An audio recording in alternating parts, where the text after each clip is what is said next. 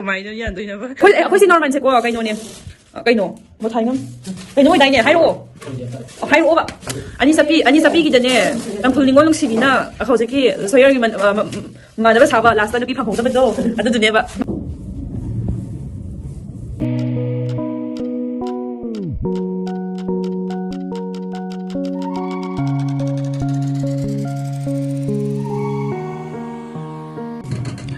Hello Mayam, ngasidi ako'y kinogi ngasidi dukan lo le bako duna Christmas ki season do nagsalaaw ni na ako'y pojay kra le bajatle Christmas tree hap ki haituna ado ho se pung kayo tari pung tara mathoy tara makhay tare ado na hoji Christmas tree ki damagda decorate tawa sem saba horani thang lagke ako'y nalirang pasing ito ako'y jelay ako'y sinasimba hawre ano siga-salo ay naham nga niya baga pasan na siya nga sida lay iba mayam si sida lay iba puzam niya na sa may nasno ay tabo siya ko puzam sa mayam si sinyam sa hap ka daw ni adun na mayam hawzik simba hawra si ako'y simba hawra age hana table sing si hana layramba kaki kara chains sa thoka ni ba ko adu hana tong thopa loiraga hawzik Christmas tree na magda simba hawra ni mayam mathang happa age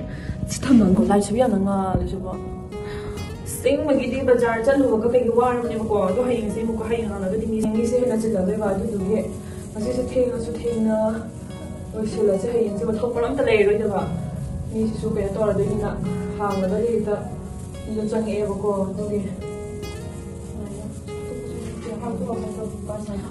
mo sai ko ne khang bra kai no lei ba set pa do Christmas tree do phaza miyam le hawai do 3500 do mai na 3000 ga yoy ba ko do selling tab ni hong ba le go ni la e na decorate to ra ga haidi phaza da hai sit decorate to na le na ko na man yam do phan yam le ra ga ga na to do sha ba gin na hong le ra ga ma gi ba pon na chai do le ra e decorate to tho se na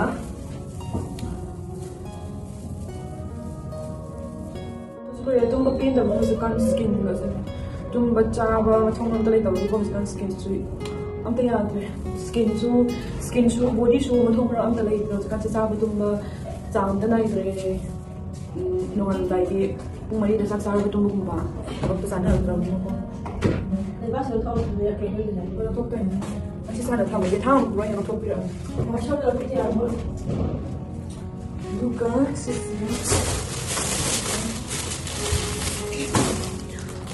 Merry Christmas! Di mapaan na thamda mo ba sa Christmas? Di naman mapaan na thamda ba? Ika, siyempre ngayon sisuhab na ba? Okay. Tapos yung pagkaba na. Kasi light ka po nga ako niya ko. Kasi yung na kayo dito. Kasi light ko. Kamayin mo. Oh, pwede yun. Gusto mayin. O diba? Di may colors in store ka na. Kamayin ka ba? Okay, gusto mayin na. Basta ba ni? Basta ba niya? Ano sisi? Okay. Dan dia dalam itu semua phaza ba ba le so to ma shi na fa tham ko and then this ha na Christmas tree ma di tree ko na decorate to ba the comes the okay star is a kind of transferring di palm ne ko adu transferring du ngai ga di thenga doi ba adu na paper gi da oina sigi colors oina layer ga la e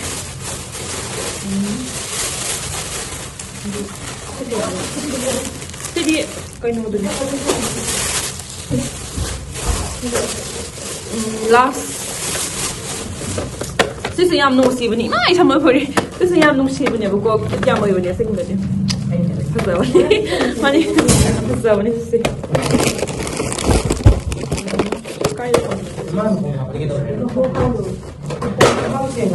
Mangis din yaro ki haba, tu kini hai do mo side. Oh.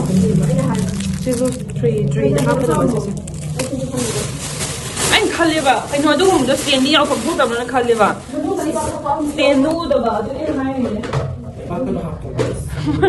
Adu ne ati ama mentang le ga ko mai le ba tu na hap tu im khali si so ai phải đâu ra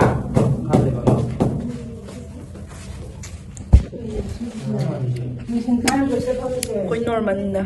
We wish you a Merry Christmas. Sisi loy ning kasakay. Dali mong tawag niya. Dali ko niya tawag niya.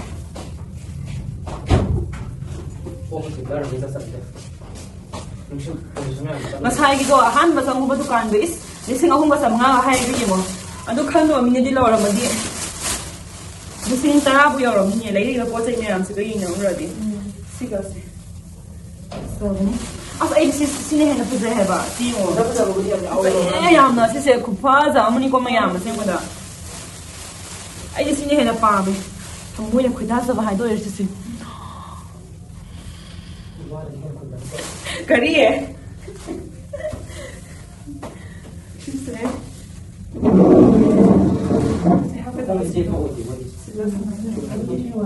Aduh, dia Mayam na bayi na. Lupa chonga yang kaya, chonga yang kaya, ulo. Kasi yan. Kasi ay nakalain kasi ay napamal ko. Paamdaman mali si ay nakalain. Ado si ay nakhanbada normal si ay nakhanbada ne. Double tape to tawra ne. Daha ko yang zani ko. Double tape to tawra kasi daha ko zani na siya. Ko do ko gi phi to happen ko. Ado ko gi phi to phang na ke. Oi, father. Ay di si kaya pang di yo. Yo, sa ay ne. To so na. Kuya ya just come. Mapaan na niya si kamdoy ba? Ado asisi like asisi pun na like yaw pa ne ko. Sina ako gi thong mapada yan na ba? Sisi di hayin ang to raga na to hala se. Ay ma like sin to ba ni ko ko yi manu pa do. Ma ko raga na pa hala.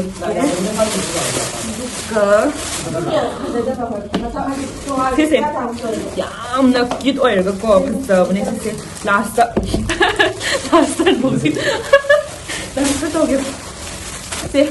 그러면 씨, 너 메이데이로 나 그만 하게 세. Dumayam si Mayam na kumain na hayban no usan hayban usan gi kaino khangde ko kaino madi haybi ado si haybiram mo kamida ko hap na bani then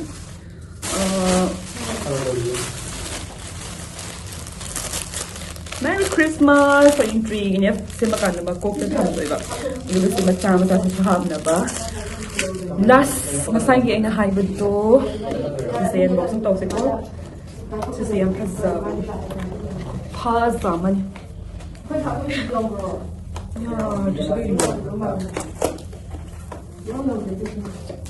Era sizler sa kita na ulit ko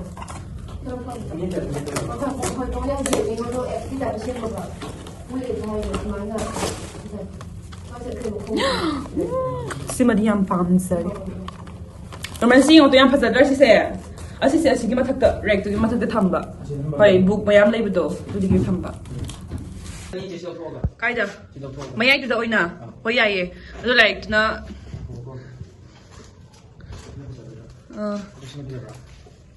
matakti pasade makha adu da no pasaya. Ado ina pasay. Hoyaye to may light na aduna kanda ho aduna kanda thamba. Sikito. Ado mas kayo sa lautok to ine. Hori na dum lautok sida. Hori na tunga na dum lautok. Sidi na khoi si lai re si hai taw ro. Sik toi si. Mana kan na se me se. Ai no ma na pa ro to ni sa ti le ka sa ba. Tu yang da a ha to si da ha pa to si na yan da xian xie hai zui na. Yo da ba ni se mo ai si ke to bu yo ke. Hey, kayo ni hey. Try na tayo sa buko kayo ni hey. Kayo ni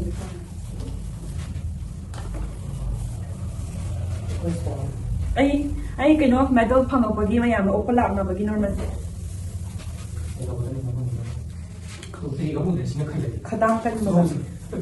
Kadang kan mo da medal pang pagi.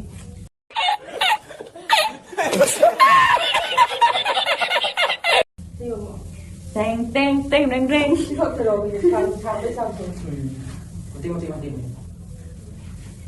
Luhong bagi kundo sa sana gili yaw hal last ta sigum bagi yaw hal kani ko. ꯅꯧꯅꯕ ꯄꯨꯊꯣꯛꯅꯩꯅꯦ ꯇꯧꯗꯅ ꯐꯥꯒꯤ ꯇꯧꯔꯅꯤ ꯑꯩꯈꯣꯏ ꯀꯩꯝ ꯍꯥꯏꯖꯗꯦ ꯅꯨꯡꯇꯤꯒꯤ ꯄꯥꯖꯗꯦ ꯁꯨꯝ ꯃꯌꯥꯝꯅ ꯍꯥꯏꯅꯩꯅ ꯐꯥꯒꯤ ꯑꯣꯏꯅ ꯇꯧꯖꯕꯅꯦ ꯃꯌꯥꯝ ꯅꯪꯅ ꯀꯔꯤ ꯈꯪꯉꯤꯅ ꯑꯃꯨꯛꯀ ꯆꯩꯕꯤꯔꯛꯀꯅꯨ ꯀꯃꯦꯟꯗ ꯑꯩꯈꯣꯏ ꯀꯤꯖꯩ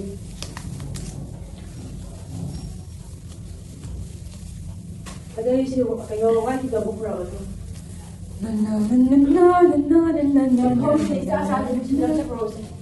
ꯂꯩꯕꯥꯛ ꯁꯣꯏꯕꯅꯦꯕ ꯑꯩꯈꯣꯏꯒꯤꯁꯦ ꯃꯥꯒꯤ ꯕꯦꯂꯦꯟꯁꯇꯣ ꯑꯗꯨꯁꯨ ꯌꯥꯝ ꯆꯥꯟꯅꯗꯕꯅꯦ ꯂꯩꯕꯥꯛ ꯁꯣꯏꯕꯅꯦ ꯑꯗꯨ ꯆꯥꯟꯅꯗꯕꯩꯁꯨ ꯇꯧꯕꯅꯦ ꯌꯥꯝ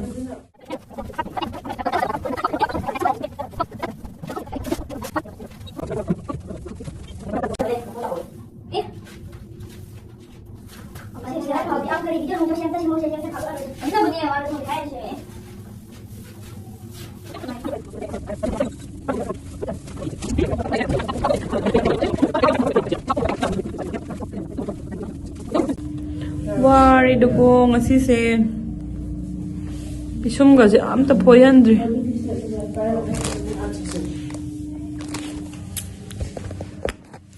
sai shopping tawruduga hojik sembase ga sembagidi phamung urabane mitsida phamung urabane do yadi upai leite isagi thabaknina iho sinbinaba mi kana leitabnina koi normal su ya master rabane koi irakte litana पूरी celebrity से celebrity नहीं celebrity लगता है लोग एक celebrity ने हाय तो parody की तो यार वो तो लोग ने की है ये सी so अगर नो स्वायं पास याम ना कहीं तो सुनूं तो उधरो याम ने ना उमन ले space खत्म हो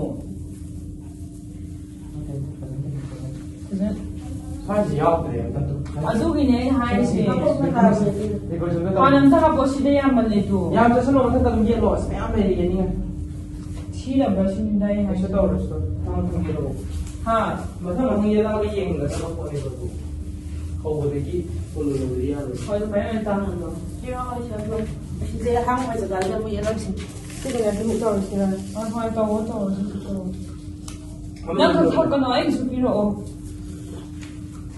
Sisi maka au. Why don't you talk with the guy with the top? I don't know. Adu si ahamo pa yaw si di ba edu som na kan yi ulau no si pa.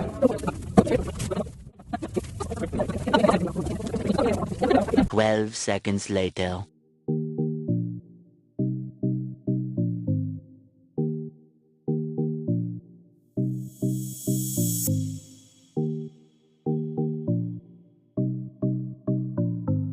Kanna sembiri anina semo phasahan lo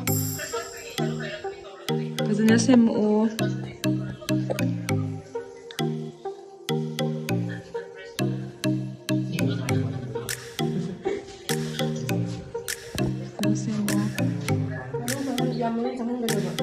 Hoy manung changhan ko no adudi manung chang mo phasana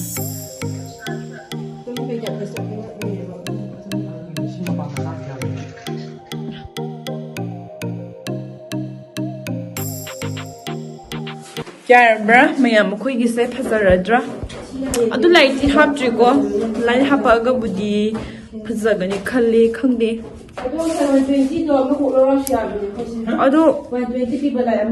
I do give you a quick hanging wrapped up with over door. I do give the solo tree a box and good over door. I do you open the lobby. Roman wa, bro. What there? Queen Norman se botava panga drop ne queen out the lane with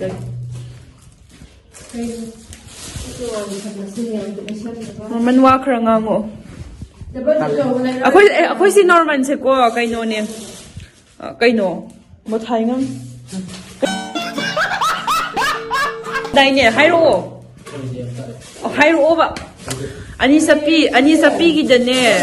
Tangkhul ningon lung sibina akhawjeki soyer gi manaba saba last ta nupi phanghongdaba do adu duneba maming do kaino madi haibani ne ai ka thokre ne do gi do normal soyo pasu bu yingo yingde yam chi drom ti yingo ꯍꯣꯏ pass Sida kayo mahapos ba na simisali pa tiyo siya kayo. ꯑꯗꯨ ꯑꯣꯏꯔꯒꯅꯅꯦ ꯁꯤꯁꯦ ꯍꯥꯞꯄꯣ Change tawse. ꯁꯤꯁꯦ ꯍꯥꯞꯄꯣ Hoy, sumay to amta pabiyo. ꯑꯗꯨꯗꯣ ꯍꯥꯞꯄꯣ ꯁꯤ ꯌꯦꯡꯖꯈ꯭ꯔꯒꯦ ꯑꯩ ꯊꯣꯛꯄ ꯍꯣꯏ ꯑꯗꯨꯗꯣ Hoy, dili yan sila ko.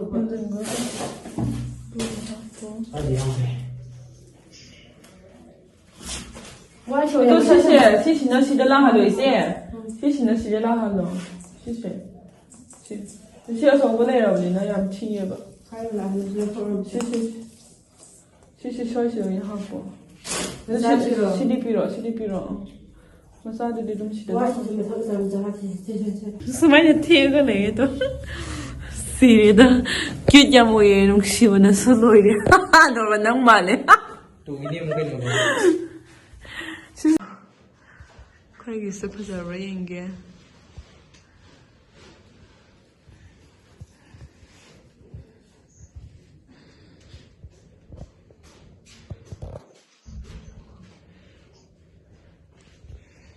ꯐꯖꯔꯦ ꯂꯣꯏꯔꯦ ꯍꯧꯖꯤꯛ ꯑꯗꯨꯒ ꯉꯁꯥꯏꯒꯤ ꯂꯥꯏꯠꯇꯨ ꯀꯗꯥꯏꯅꯣ ꯑꯃ ꯋꯥꯜꯗ ꯍꯥꯞꯀꯗꯧꯅꯤꯅ ꯍꯥꯏꯕꯗꯣ ꯅꯠꯇꯕ ꯁ꯭ꯇꯥꯔ ꯅꯠꯇꯕ ꯑꯩꯈꯣꯏ ꯀꯥꯗꯁꯨ ꯇꯧꯔꯣꯅ ꯍꯧꯖꯤꯛ ꯑꯩꯈꯣꯏ ꯀꯥꯗꯁꯨ ꯍꯥꯞꯄꯨꯔꯅꯦꯕꯀꯣ ꯑꯗꯨ ꯀꯥꯔꯁꯦ ꯌꯨꯝꯗ ꯑꯩꯈꯣꯏ ꯅꯣꯔꯃꯦꯜꯗ ꯊꯕꯛ ꯐꯕ ꯅꯣꯔꯃꯦꯜ ꯑꯩ ꯊꯝꯕꯤꯒꯦ ꯊꯝꯃꯣ ꯑꯩ ꯁꯤꯠꯄꯤꯒꯦ ꯊꯝꯃꯣ ꯇꯦꯕꯜꯁꯦ ꯍꯥꯟꯅ ꯑꯦꯔꯦꯟꯖ ꯇꯧꯁꯦ ꯍꯥꯏꯔꯣ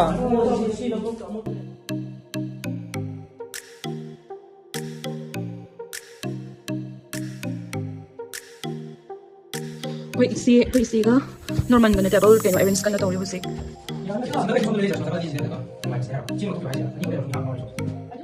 ꯀꯩꯅꯣ ꯁꯤꯗꯣꯏꯁꯦ ꯍꯧꯖꯤꯛ ꯇꯦꯕꯜ ꯑꯦꯔꯦꯟꯖ ꯇꯧꯊꯣꯛꯑꯃꯒ ꯂꯣꯏꯔꯒ ꯆꯠꯂꯗꯕꯅꯤ Hoy haji.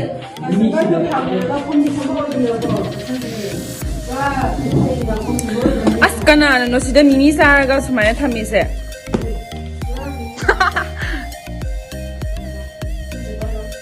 ꯀꯔꯤꯅꯣ ꯑꯁꯤꯁꯦ ꯀꯅꯥꯅ ꯊꯝꯃꯤꯅꯣ ꯏꯃꯥ ꯃꯤ ꯑꯁꯤꯕꯒꯤ ꯐꯣꯇꯣ ꯊꯝꯕꯤꯕꯒꯤ ꯌꯥꯝꯅꯁꯨ ꯌꯥꯝ ꯃꯥꯜꯂꯦ ꯂꯧꯊꯣꯛ ꯑꯝꯇ ꯀꯠꯆꯕꯅ ꯂꯣꯏꯔꯦ ꯑꯩ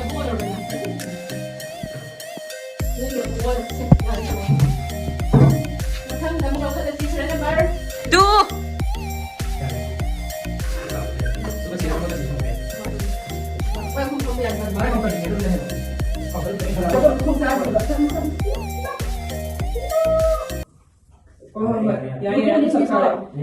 Mani yan changba le. ꯃꯣꯏ ꯆꯪꯗꯦ ꯃꯣꯏ ꯐꯣꯇꯣ ꯀꯥꯞꯀꯦ ꯍꯥꯏꯔꯁꯨ ꯁ꯭ꯄꯦꯁ ꯌꯥꯝ ꯂꯩꯌꯦꯕ Every breath you take. Naman sila strong sa kamay to diba? ꯁꯣꯝꯒꯤ ꯀꯥꯡꯕꯨꯁꯦ ꯇꯧꯕꯤ ꯃꯌꯥꯝꯁꯤ Sila sisa tingin na ito masakay na ba siya? Sisa. Ang kita ba kasi siya ito sa mga. Pandara sa mga. ꯑꯩꯒꯤ ꯖꯒꯥꯗ ꯊꯝꯕ ꯄꯣꯠ ꯀꯅꯥꯝꯇꯅ ꯁꯣꯛꯄ ꯌꯥꯔꯣꯏ ꯊꯦꯡꯕꯁꯨ ꯌꯥꯔꯣꯏ ꯑꯃꯅ ꯄꯥꯝꯕ ꯑꯃꯅ ꯄꯥꯝꯗꯕ ꯃꯈꯜ ꯌꯥꯝꯃꯤ ꯃꯤꯑꯣꯏꯕꯒꯤ ꯆꯤꯟ ꯌꯥꯝꯃꯤ ꯍꯥꯏꯕꯗꯣ ꯃꯁꯤꯅꯤꯀꯣ ꯃꯌꯥꯝ ꯑꯩꯅ ꯄꯥꯝꯕ ꯃꯣꯏꯅ ꯄꯥꯝꯗꯦ ꯏꯆꯦꯅ ꯄꯥꯝꯕ ꯑꯩꯅ ꯄꯥꯝꯗꯦ ꯏꯆꯦꯅ ꯄꯥꯝꯕ ꯑꯩꯅ ꯄꯥꯝꯗꯦ ꯅꯣꯔꯃꯜꯅ ꯄꯥꯝꯕ ꯑꯩꯅ ꯄꯥꯝꯗꯦ ꯑꯩꯅ ꯄꯥꯝꯕ ꯅꯣꯔꯃꯜꯅ ꯄꯥꯝꯗꯦ Sila sisa ka mo siya. Tingin siya na.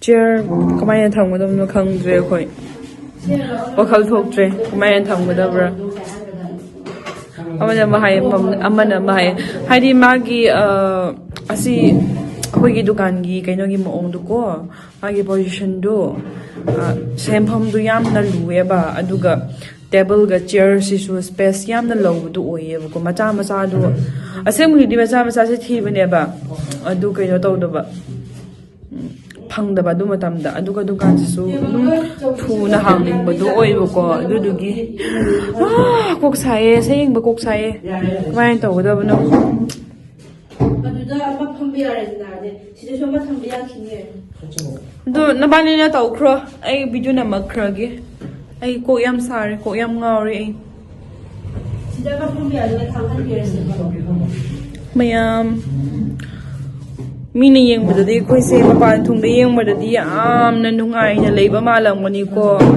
ꯍꯥꯏꯗꯤ ꯃꯤ ꯄꯨꯝꯅꯃꯛꯇꯕꯨ kay dukan ga hang as moy di duga dukan ga hang mani ko kay na khalaga ko yam no ngay leba malam doine somdo kok sai ba mayam si tumpham cha pham amta khang ma jane tumba chaba hogat pa timing amta cha drawne magi kaino se ai thabak se pung ani da mu lon gani dana aduga hala ani cha mu thong la ani cha bagi matam da aduna mu wale adagi nung thinda sa da mu so ina as adagi check tawgi police la e adugi du la e yamna arai boy da si aseng bane tawba mi khakta na khangani thengnira ba mi khakta na khangani ko responsibility se hen yam khalak ba dong la tawe pai lai de akhoi zek table sample loikre norman ka ichegana semba du loire hojek yum halani norman yum halasi ko aduga akhoi room gi do adu sumu ka tawmina siko chak tok boloi ga to chak chara ga to sira chak cha boloi ga to sira chak cha boloi ga to siko shibne na se yengo som da normal bye bye to sila wan to di hairam mo dina manipuri celebrity ikai mai kai chirai se tang ina mare lo khebla Asi ama tu asi kumbaga extra extra lei hai ki ona ro phang hey yaroi ahum khata le horabani hapa yaroi ahum khale horabani tamngam ponte winter matam yorabani na imano man nang iPhone da kapira kaino ai smith khura su rasiam lai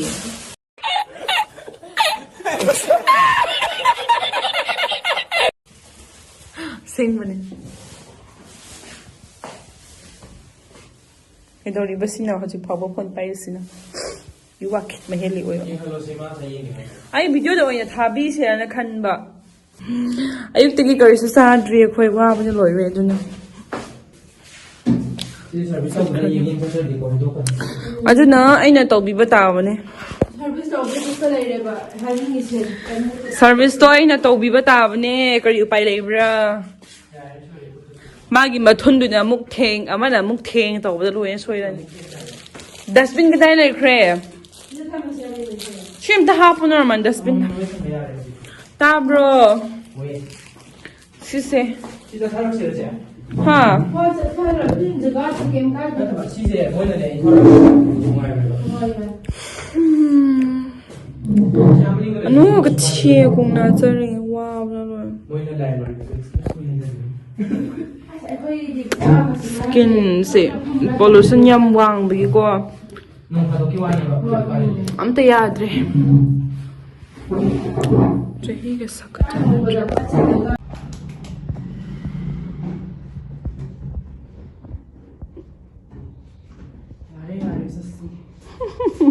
Manang nang gitar ga pa daw gato na hali eh. Kadang nang magino matayam sa man ba. Sige so kai ni chu mo ni si phone chi chu me tha ma di no ha ma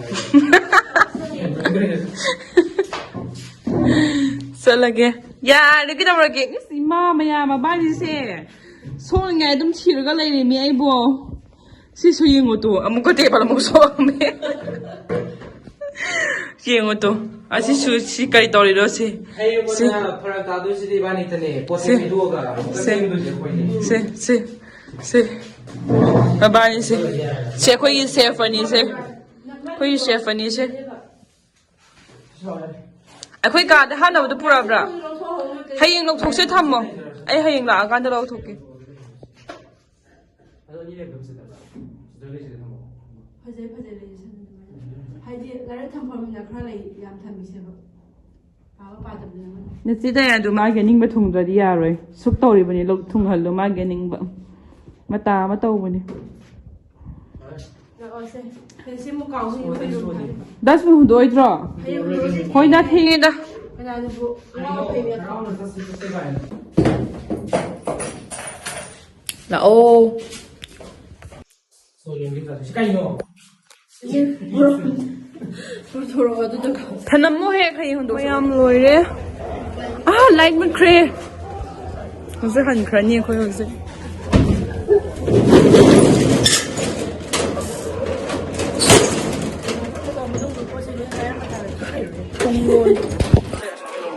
Nang po yan, pabaya ito. Hoy ngasaigiduko sida hapnawneba aduga Merry Christmas tharaga Sai change tawning ba sidi uroi ba project ki do hapn tawdida kai se yarbro tu ngama tara phau mi mayam si ngotu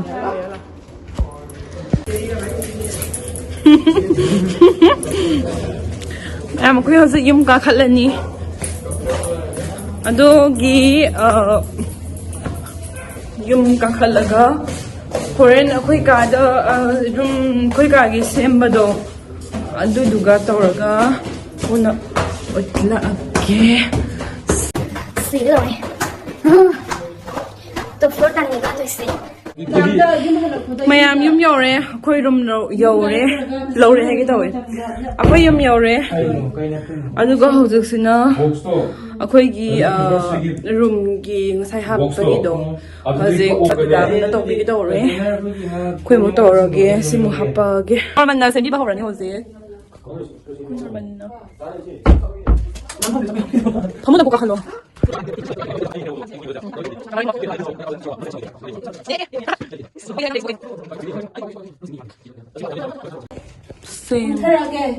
Yani kuma ko dena ai ko.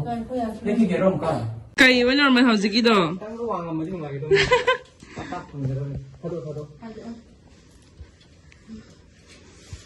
Mi awang mo pas na to bigi di hai de duga. Nang wang ko niya nang to bada ba ni? Karamba mabung no ka ning o. Ya draw. A few moments later. Color change to. Wow. Wow. Zare. Wow. Sayeko. As normal se khoi ka da tum ninga ni ma. Mayam si lei tu. Ai na ma kha da tumba, ma na ma thak da tumba. Lai tha lo udre, da lai tha lo. Oh, wow, bana lo ye mayam. Mo thalo sa tolo sa. Sige da wa. Adun te shi. Adu mo lo mo to. Asi da ko thok ko sang gi jing ro ro. Kai no. Channel ho. How do not see glass kai ni ko. Spec ka du kai. Normal. Sine nga sai na ko to ri se. Khange na. Christmas tree daga di ai di kani nga bani ani sina. Ang thok ni mo hapang ni mo thok ni mo hapang. Secret to. Amil so. Thajab sarida. Masak si mo. Mana to bi dra hai ra si ngo anem ba khoi altne to halisi ko. Mayam sida leire to pizza. Oh. Kamay no yan do na ba? Mayam video sa swai tuloy silage video sa bunungay bibatara kadi like, share, subscribe to biram mo. Koi man kriya hojik pung ani tare duna chari sing chana ba tawraga hing mu thawak sakadabin ko. So bye bye.